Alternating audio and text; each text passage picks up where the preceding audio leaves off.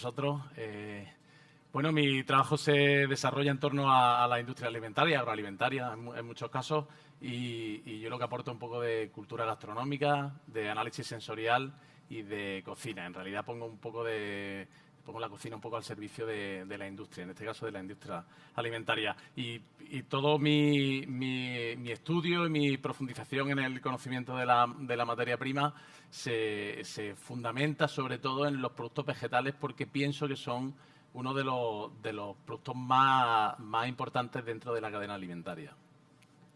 Yo he aprovechado unas palabras de un filósofo irlandés que me vienen fenomenal para explicar lo que quiero contar después. Y os lo voy a leer literalmente porque así no fallo en ningún punto ni en ninguna coma. Decía Berkeley, del siglo XVIII, inmaterialista a tenerlo en cuenta, ¿no?, que el sabor de la manzana no se encuentra en la manzana ni en quien la degusta, sino en el encuentro de ambos. Ese encuentro, ese reflejo de una cosa sobre la otra, es la belleza, es la fuerza de lo real. Nos necesitamos, esa es la única verdad. El amor como reflejo de uno mismo en el otro. Y esa es la verdad del arte. Aquí Berkeley quiere expresar muchísimas cosas, pero sobre todo quiere expresar la verdad de la vida, ¿no? Cómo nos encontramos en ciertas situaciones en las que revivir realmente la experiencia. Y esta frase me viene a mí muy bien, porque para mejorar ese encuentro entre una manzana y un consumidor, ese encuentro, podemos llamarlo mágico, ¿no?, ese encuentro vegetal, lo podemos engrandecer y lo podemos mejorar con el conocimiento por parte del consumidor de ese producto. Podemos anticiparnos conociendo su entramado aromático, por ejemplo, sus matices de sabor, para darnos ciertas pistas y ser capaces de leer entre líneas, ser capaces de anticiparnos un poco a lo que pueda ocurrir, simplemente por engrandecer un poco la experiencia, ¿no? Creo que también es importante, vivimos en un momento en donde la comunicación funciona de maravilla, la información, también la desinformación, y precisamente por eso creo que es importante que demos a conocer todos los argumentos científicos que aquí compartís tan generosamente y ponerla en manos de los profesionales que desarrollan su proceso creativo en torno a la cocina y que utilizan a diario estos productos para alcanzar mejores cotas de calidad, dejar a un lado el ensayo-error y tener la tecnología suficiente, el conocimiento suficiente para desarrollar el trabajo de una manera mucho más efectiva. Y por último, y como característica de lo que después vamos a hablar, en este viaje que os voy a proponer, considero también muy importante el tener en cuenta el gusto de los consumidores, porque va cambiando cada día, se incorporan productos nuevos a nuestras despensas, porque los productos ultraprocesados cambian, vician y modulan nuestro gusto, influenciándolo en los niveles de azúcar, en los niveles grasos, y eso sí que en cierta manera condiciona lo que cada día produce la industria y lleva a nuestros mercados. Y por eso voy a proponer, por supuesto, un comienzo que para mí es indispensable y que marca lo que es mi trabajo día a día. Para mí, realmente la cocina empieza con la agricultura. Ese es el punto de partida. Y como punto de partida, para este viaje que os propongo y que se va a dividir en dos etapas, os voy a presentar la primera, donde os presento los aromas vegetales de los productos de invernadero, y que les voy a explicar estos 4 aromas, los florales, los especiados, los verdes y los vegetales, con 4 productos que se producen aquí, que tenemos aquí, que vemos crecer, ¿vale? Y comenzamos, si os parece, con el calabacín, que tiene un perfecto equilibrio entre esos bencenoides frescos y verdes con terpenos florales. Nos van a dar características de pino, donde nos da el pineno todos esos matices especiados de mástic, de sabina, de frescura de bosque. Tenemos las rosachinas con algunos fenoles y con algunos hidrocarburos que nos dan también esos matices de flores frescas, de flores elegantes, perfumadas. El linalol, que es el compuesto característico que nos marca el perfil aromático floral de la hierba aromática, donde tenemos la lavanda como principal valedor de este terpeno que lo utilizan las plantas para atraer a sus polinizadores y que es muy útil y además es muy efectista, sobre todo para conformar un marco aromático, digamos, muy atractivo. Es una verdura que tiene un sabor muy sutil, muy suave, que es fácil de utilizar porque no es invasiva en los sabores y que a mí me gusta muchísimo en la cocina, sobre todo porque la pulpa acompaña de maravilla a un fondo de cebolla pochada para darle una textura muy sedosa, muy interesante. La cáscara junto con la carne que le acompaña también nos ayuda a darle textura crujiente, dándole esos matices florales, siempre cuidando de no pasarlo de temperatura, para que estos matices florales tan, digamos, suaves, frescos y ligeros no se pierdan y consiguiendo, la verdad, que cotas de sabor muy interesantes. A nivel de innovación, y además lo he observado en este día que he estado por aquí dando un paseo, hay propuestas muy interesantes, sobre todo de productos que son derivados del calabacín, como la flor, que es un producto que de manera tradicional se ha consumido en el marco mediterráneo, en Italia y en los países mediterráneos, que se puede elaborar de infinidad de formas, que es muy atractiva, que ese aroma floral consigue cotas muy elegantes dentro de la flor, se puede comer cruda para ensaladas, rellena, frita, empanada, de mil maneras. Aparte de la belleza de la propia flor, sí que nos da unos matices muy, muy elegantes. Y por otra parte, ya aprovechando un poco la explicación de este producto tan maravilloso, otro producto que nos va a ayudar a darle otro criterio a esta planta es el calabazate, que tuve ocasión de probarlo en el restaurante de Ricard Camarena en Valencia, esta pasada primavera, un restaurante que recomiendo porque el chef es un cocinero maravilloso. El calabazate es un calabacín grande, sobrecrecido, sobremadurado, que tiende hacia ese perfil aromático de calabaza más que de calabacín, pero que es un subproducto, digamos, de la misma producción del calabacín. Como digo, él lo ha acompañado en una nata agria y una crema de cacahuete, lo acompaña de unos encurtidos y unas flores anisadas, menta y algunas más, logrando un bocado muy intenso, siendo una verdura, un bocado muy intenso, muy interesante y un aprovechamiento de un producto que en otras ocasiones quizás se podría tirar a la basura. Pues continuamos nuestro paseo aromático con los aromas de los invernaderos por las berenjenas. Otro producto que para mí es icónico. También en el marco mediterráneo se utiliza de muchísimas maneras. Lo he encasillado en los matices especiados porque en su estructura, sobre todo en su pulpa, posee compuestos fenólicos, que son anillos de carbono, con un fragmento de al menos una porción de agua, y que se comporta bueno, que se deriva de cuando las plantas forman la lignina, ¿no? Y en los desvíos aromáticos producen esos compuestos aromáticos. No tiene realmente compuestos aromáticos, pero que sí que sus fenoles se parecen bastante y producen al cocinarse esos aromas de las especias dulces, ¿no? Los anisados, vainilla, canela, clavo, ¿de acuerdo? La pulpa tiene una estructura muy, muy crujiente. Si la comemos en crudo parece una manzana porque está compuesto de unas celdillas con cavidades huecas de aire que al cocinarse se colapsan y forman una pulpa cremosa, untuosa, incluso carnosa, que nos da muchísimas satisfacciones. Esa carne, al estar cocinada, toma matices muy interesantes de carne estofada, ¿no? Por eso en muchas ocasiones se sustituye en platos vegetarianos, como ahora vamos a ver, a trozos de carne, se acompaña de muchas verduras. Toma matices de madera muy interesantes, de caramelo, de especias, de flores y de hierbas un poco húmedas que le da todo ese arco, todo ese amplio arco aromático, le da facilidad para cocinarse con productos tostados, especiados, frutos secos, por ejemplo, ahumados va muy bien, que funcionan de maravilla, incluso con café y con cacao, para conseguir productos estupendos. A nivel de innovación, considero que todos los productos que están saliendo, las berenjenas alargadas, que son muy fáciles de preparar a la llama para que tomen esas notas ahumadas, toda la gama de colores blancas, amarillas que están saliendo, creo que son muy acertadas por el cambio de presentación dentro de los platos y que, si fuese preciso, siempre son muy bienvenidas. Y en este caso, para presentar este producto tan maravilloso, he traído un plato, en este caso es mío, no es de un cocinero con estrella Michelin, pero creo que es un plato que merece mucho la pena y a mí me encanta. Es una berenjena asada con una crema de maíz. Es un plato vegano, pero bueno, que también le podemos dar una vuelta y con otras propuestas con pescado.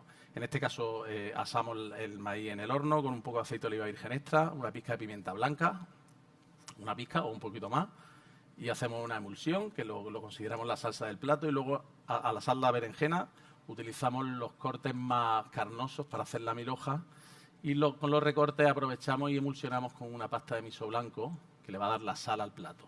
En este caso tenemos el dulzor natural del maíz, que contrasta con el miso salado y con el umami intenso de la berenjena. Termina por arriba con unos brotes de rábano que le dan un toque picante también y acompañan. En este caso es un plato vegano, que está bien, pero yo normalmente también lo termino con anguila ahumada y le da otro toque un poco más de profundidad y con otro sentido. Pasamos a los aromas verdes. Ya nos vamos acercando un poquito más a esos aromas de invernadero puro y duro. Y como no podíamos dejar de lado a los pimientos, que tienen muchísima importancia comercial. Son productos maravillosos y además de una cantidad de variedades enormes. Yo me voy a centrar en los verdes y en los rojos, pero hay muchísimas variedades. Sobre todo en los verdes y en los rojos, los más comerciales, porque tienen mucho mensaje dentro. El verde vegetal es un carácter verde huerta y amargo en la boca, con un golpe de vegetal muy intenso, acompañado por los terrosos y por el aroma de pepino, y con la nota esa sulfurosa que le ocasiona una piracina que es muy persistente y que marca sobre todo el carácter de esta verdura, que a pesar de tratarlo con temperatura, no se transforma y al final, a pesar de las cocciones, pues permanece, ¿no?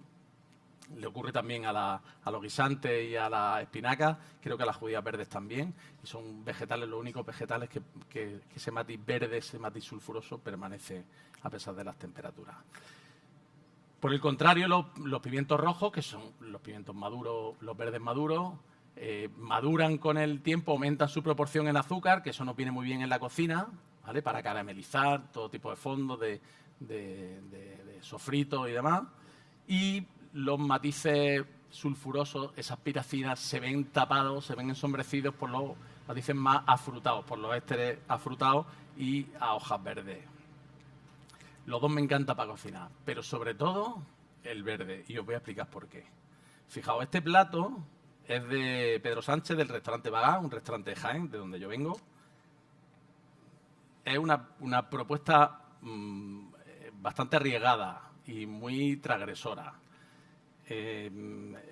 Os voy a explicar lo que pone y cómo lo hace, y os voy a contar el mensaje del plato porque creo que es muy interesante.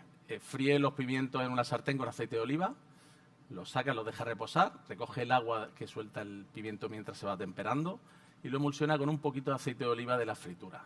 Esa es la salsa del plato. Lo emplata y lo acompaña de una ostra en crudo. En este caso, la ostra, que es el producto noble del plato, solamente nos aporta textura. Y el protagonismo del plato lo tiene el pimiento verde. ¿Por qué? Pedro considera que es un producto digno de darle importancia por esa intensidad vegetal, por ese matiz verde profundo, por esa intensidad, por ese recurso de la memoria para traernos nuestra más tierna infancia y nuestros principios experimentando con los vegetales. Y la ostra la deja en su sitio, le da ese toque metálico que no lo pierde, pero todos los matices que tiene la ostra, que en realidad tendría que ser el protagonista del plato, pasa a un segundo plano para darle importancia al pimiento verde, que yo creo que lo merece y que por eso estamos aquí, ¿no? Muy bien, y ya por último, y terminamos esta primera etapa con los tomates, que bueno, que todos sabéis que son un productazo. Me siento un poco impostor así hablando de tomates aquí en Almería, donde para mí está el tomate más rico del mundo, que es el tomate RAF, que me parece maravilloso. Y bueno, creo que es la hortaliza más cultivada alrededor del mundo y yo creo que tiene su explicación porque es un productazo. O sea, lo tiene todo. Tiene acidez, tiene dulzura, tiene umami, tiene una textura maravillosa, tiene la carne con tersura, tiene gelatina rodeando a las semillas, que le da cierta gustosidad y a mí me parece maravillosa. Y luego tiene un arco aromático muy interesante, sobre todo muy exótico, porque pasamos de los frescos y vegetales verdes a toques de hongos, de toques florales, manzana cocida, malta, el furaneol dándole ese toque a caramelo, el metálico y el coco sea, al final vamos entrando en terreno un poco, digamos, complicado. Sobre todo, yo no sé si seríamos capaces en un laboratorio, si fuésemos capaces de diseñar una fruta o una hortaliza, si tendríamos la idea brillante de crear un producto tan rico, tan goloso y sobre todo tan vistoso. No sé si seremos capaces, ¿no? Y por otro lado, cuando la gente, yo observo que mucha gente critica los tomates que son todos iguales, que están puestos en el supermercado, y hablan de ellos como que no tienen sabor. Analizándolo en profundidad, yo no creo que no tengan sabor, creo que tienen dulzura, creo que tienen acidez, y lo que no tienen son esos matices vegetales, que son los matices de tomatera, que para mí son los más importantes, porque son los que te acercan un poco a la tierra, a la huerta, y los que los diferencian el producto exquisito entre el producto mediocre. Y esos aromas, si ahora tenéis oportunidad de acercaros, de acariciar las hojas, sobre todo de acariciar los tallos que tienen esas púas débiles que se rompen, y acercáis los dedos a la nariz, podéis ver todos los toques, estos tan atractivos, fuertes, cítricos, toques medicinales como a trementina, alcanfor, eucalipto, esos toques especiados a clavo tan intensos que lo hacen mucho más atractivo. Y creo que la hoja de tomatera y la tomatera puede formar parte de nuestra compra diaria, acompañando a nuestros tomates para terminar platos, terminar salsas, infusionar en aceite, en grasa, en aceite de oliva siempre, por supuesto, y compartir con nuestra hortaliza un papel en nuestra cocina. Ya hemos terminado nuestro primer paseo y para ello voy a explicar un plato que tuve oportunidad de probar este mes de septiembre en el restaurante Mugari, todo estrellas Michelin, San Sebastián, Andoni Luis Aduri al frente, y es un tomate de allí del País Vasco que elaboran con miel y con aceituna negra fermentada. ¿Por qué le echan miel? Porque el tomate tiene poca maduración, tiene poco sol y necesita un punto de dulzura que en este caso los de aquí no lo necesitaría. Pero bueno, está bien. Otra cosa muy importante es la temperatura de servicio, que aproximadamente está a 40 grados, un poquito por encima de la temperatura corporal, prácticamente igual. La textura mejora enormemente sin perder los matices vegetales. Y por último, la aceituna, que es una aceituna fermentada, que tiene mucho umami, lo que nos hace es potenciar enormemente la capacidad de sabor sabrosa que tiene el tomate, produciendo al final una explosión de sabor en la boca y acompañado al final con un poco de orégano por encima que le da también y respalda y potencia ese aroma vegetal. La verdad que es un plato maravilloso. Pues ya hemos terminado nuestro viaje aromático por la parte vegetal, la parte de huerto de nuestro invernadero. Y ahora os propongo otro viaje, un poquito más corto, pero que creo que puede ser muy interesante, y es a través de los aromas marinos que tienen los productos de invernadero. Y me preguntaréis, bueno, pero ¿los productos marinos, los productos de invernadero saben a mar? Bueno, vamos a ver, ¿no? Vamos a ver. ¿A qué huele el mar abierto? A sulfuro de dimetilo. ¿A qué sabe la orilla con algas, la marea baja? A bromo y a yodo. ¿Y a qué saben y a qué huelen los pescados, los mariscos y la alga? A esos dos compuestos, más cadenas de carbono simple de aroma verde. Esos son, y entre ellos el nonenal y el nonadienal. Eso es a lo que huele el mar, eso es a lo que huelen los productos. Los productos de huerta, del invernadero, y algunas setas comparten con los productos del mar, con peces, mariscos, esas moléculas de cadena corta, esas cadenas de carbono corta, porque sus procesos de metabolismo tienen estructuras similares, ¿no? Al final tienen coincidencias muy interesantes. ¿Y esto para qué nos sirve? Pues para intentar cocinar de una forma muy coherente estos productos que vamos a ver con los productos del mar. Y el primero es la sandía. Bueno, una fruta. Pero una fruta, no sé si conocéis, en Japón hay un pescado que se llama ayu, que le llaman pescado aromático o pescado dulce, que sabe que tiene un sabor muy intenso a sandía. Y eso es porque tiene compuestos que coinciden con esta fruta tan maravillosa, ¿no? Entre ellos el nonanal y el nonadienal. La sandía, como todos conocéis, sabor fresco, muy frutal, con toques de albaricoque, un poquito de tonos florales, no muy intensos, pero muy interesantes, y un toque de violeta al final que le da ese toque tan exótico y tan goloso. Por otro lado, los melones, aquí sí que nos metemos un poquito ya más en vereda. Los melones sí que son mucho más recurrentes en los productos del mar, sobre todo porque tiene un fondo de sabor a pepino muy interesante. Y aquí ya aparecen los aromas florales, que por eso en muchas ocasiones se utiliza con el jamón, el melón, por ese tono floral y dulzón que tiene el jamón, ya más cremoso y ese toque medicinal de melón como de trementina que nos aporta al final.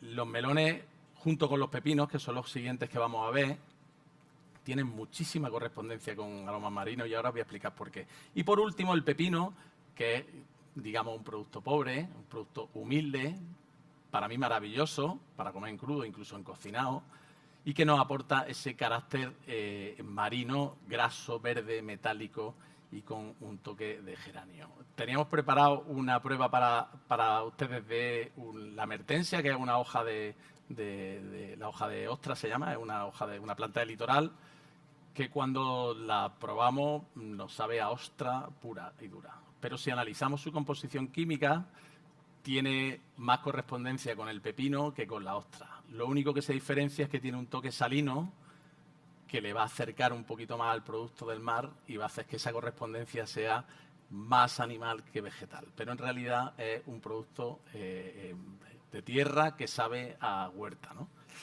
Y ya para terminar, me gustaría hacer una reflexión, ahora que he visto un grupo de niños por aquí pasar, que creo que tenemos la gran responsabilidad de transmitir a nuestros hijos toda la cultura que arrastramos sobre la dieta mediterránea, los sabores que impregnan, los sabores de huerta, los sabores de invernadero, y que tenemos la gran responsabilidad de que permanezcan en sus memorias, que la industria alimentaria no se coma el gusto no se coma el gusto por la cocina nueva, y que seamos capaces de que en el futuro los niños sigan recordando los productos de invernadero y los productos de huerta como algo propio de su cultura y de nuestra dieta y de nuestra gastronomía.